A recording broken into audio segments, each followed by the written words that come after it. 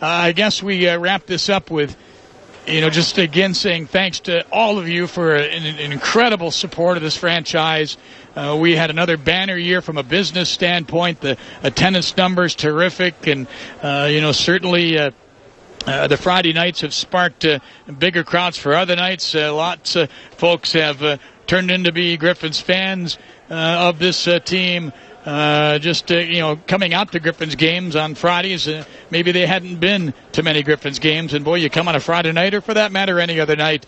My goodness, how do you not walk away from it wanting to come back to the next game?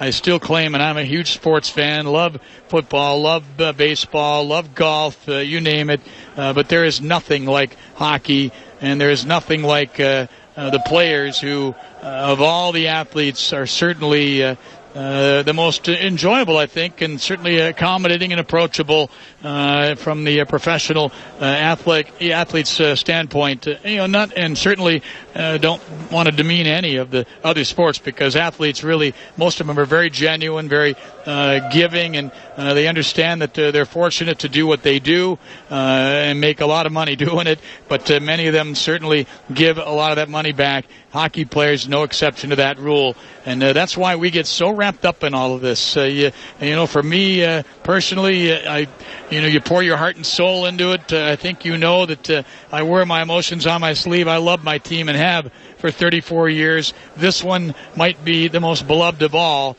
For a lot of different reasons, many of them personal that I don't necessarily need to get into, but you should be proud of this club, folks, because it was a group that represented the Griffins and Dan DeVos and this franchise as good as it could possibly be represented in many different ways, and that's why this is a very emotional night for all of us who have been in the trenches doing this now from day number one. Goodness sakes, it is a night of joy like no other that I've experienced. So no report yet from the Red Wings. Just trying to get a sense of when the team will leave and get back home. They do, as I mentioned, have to get back to the hotel and check out.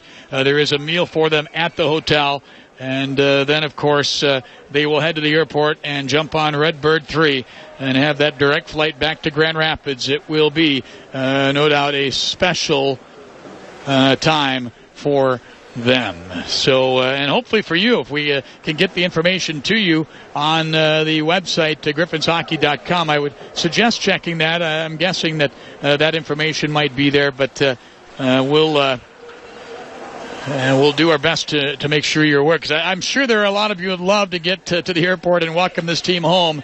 Expected to arrive back in Grand Rapids in the wee hours of the morning. Well, that does it tonight. Want to thank my good friends at Wood Radio for all their assistance during the course of this year, as the Griffins, of course, just very proud as can be to be a part of the Clear Channel Radio family, and specifically on Wood Radio this season. And I can't thank enough all the great people at Wood, Henry Caponia, Phil Tower, that list just goes on and on and on, and I can't even begin to rattle it off, not to mention the other support cast at Wood, our board ops, and the on-air guys, Gary Allen, who, of course, will say so long to the business. Officially, I think it is this Thursday, Gary Allen Day. He deserves the greatest tribute there is, as far as I'm concerned. He's an icon in West Michigan, and certainly been proud to know him. But, hey, he's not going anywhere, right? He's not dying, but he is retiring, and it has been a joy and a sense of pride for me to be associated with him and all the other greats at Wood Radio. And, of course, to all of you, our fans, how good can we possibly feel for the long list of fans who have been a part of this, and lots of them are here in Syracuse, no doubt, as they made the trip over.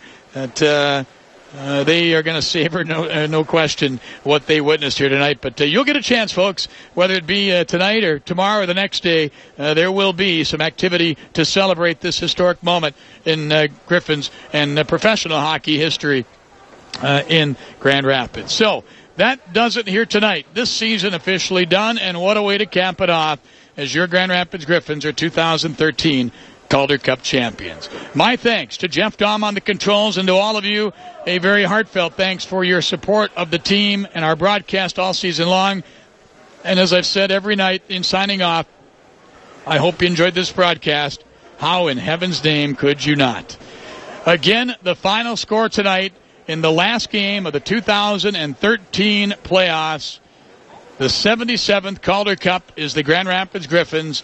It was the Griffins 5, the Syracuse Crunch 2. The Griffins win the Calder Cup Finals in 6 games, and they are coming home to Grand Rapids as champions of the American Hockey League.